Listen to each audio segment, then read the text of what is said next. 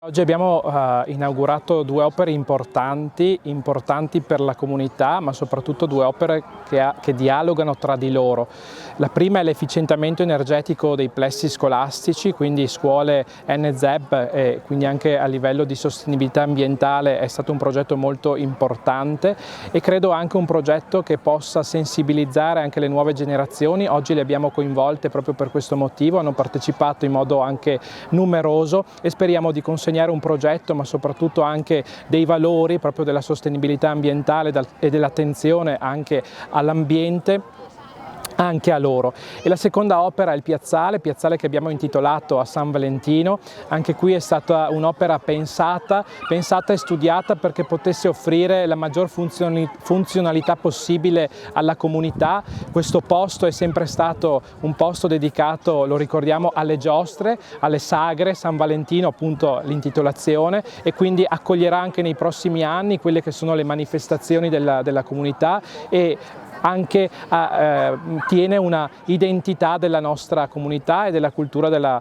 nostro territorio. Auguro ai ragazzi di poter custodire queste opere che consegniamo, custodirle proprio, farsi anche portavoce di quel messaggio di sostenibilità ambientale che dicevo prima, di saperle apprezzare, di saperle valorizzare nel tempo, custodendole con attenzione e cercando di preservarle proprio perché è loro il futuro, e le opere che consegniamo oggi sono opere che rimangono a loro e alle future generazioni. Da parte dell'amministrazione devo dire che c'è grande soddisfazione, anche perché gli interventi sono stati pensati, sono stati anche accompagnati da una serie di ricerche, di contributi, perché oggigiorno sappiamo che non è facile riuscire a reperire le risorse. Abbiamo reperito importanti finanziamenti a copertura totale dei lavori dei plessi scolastici, dell'efficientamento, e quota parte anche per la realizzazione di questo piazzale con contributi ministeriali, e quindi siamo soddisfatti del lavoro e soddisfatti anche per quello che questo piazzale può significare per un futuro, cioè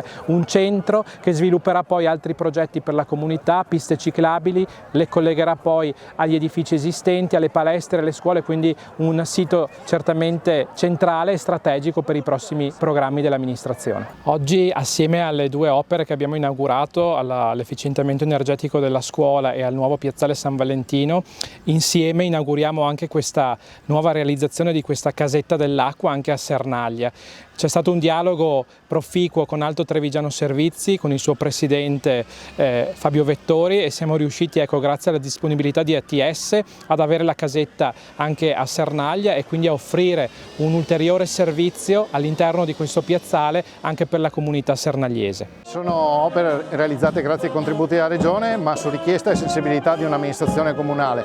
È uno dei tanti esempi di sensibilità in materia ambientale, in modo particolare nella lotta allo smog. Si parla di efficientamento energetico di un edificio importante, e questo vuol dire meno inquinanti nell'aria. La Regione ha investito 965 milioni di euro negli ultimi 4 anni su questo fronte, e il risultato è che i giorni di sforamento riguardo alle polveri sottili si sono ridotte del 48%, quindi negli ultimi 10 anni abbiamo assistito a un dimezzamento degli inquinanti.